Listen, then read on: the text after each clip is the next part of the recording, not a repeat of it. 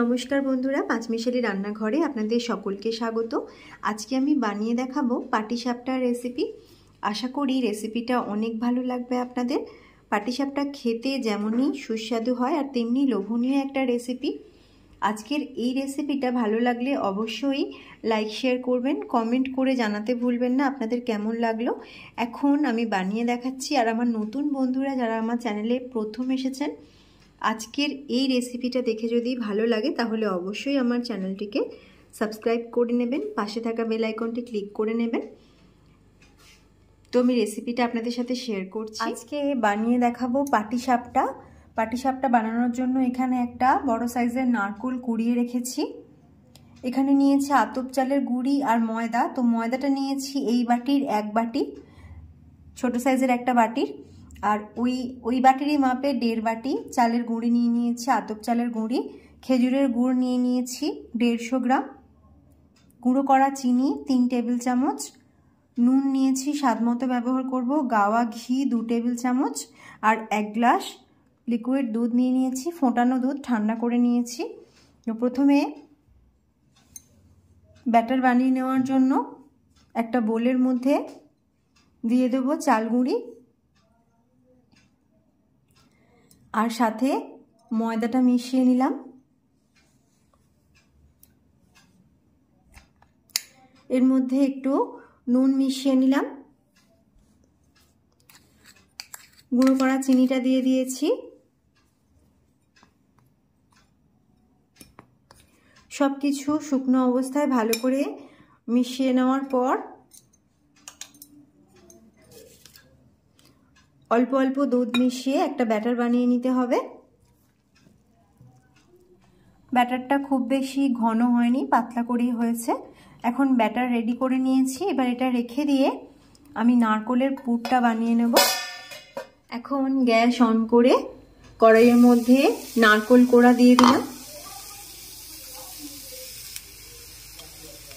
এবার এর সাথে গুড় মিশিয়ে নিচ্ছি, হালকা নাড়াচাড়া করে নিতে হবে।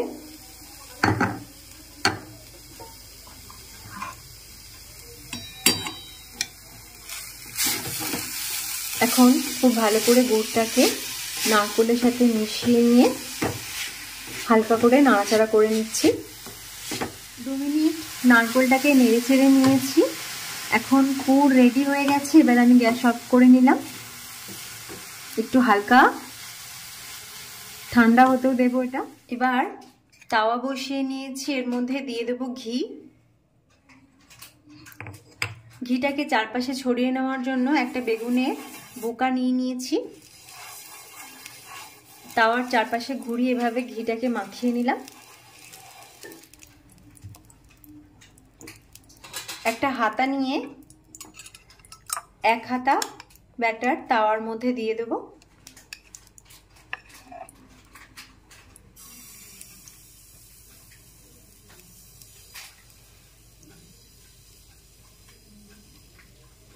এখন এভাবে একটু গোল করে ছড়িয়ে নিলাম হাতা দিয়ে, হাতার পেছন দিয়ে। এখন কিছুক্ষণ রাখছি এভাবে। এখন কিছুক্ষণ রাখার পর নারকেলের পুর দিয়ে নিলাম এর মধ্যে।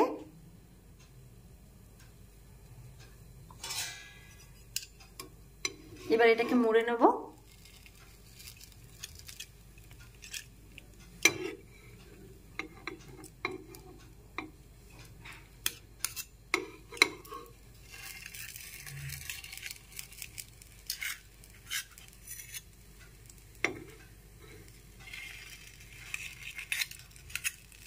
পাটিসাপটাটা মুড়ে নিচ্ছি।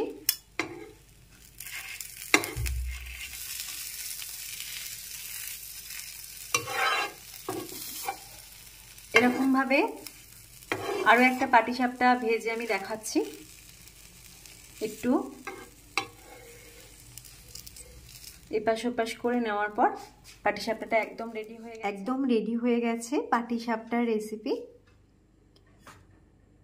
আপনারাও ট্রাই করতে পারেন। আশা করি আপনাদের অনেক ভালো লাগবে।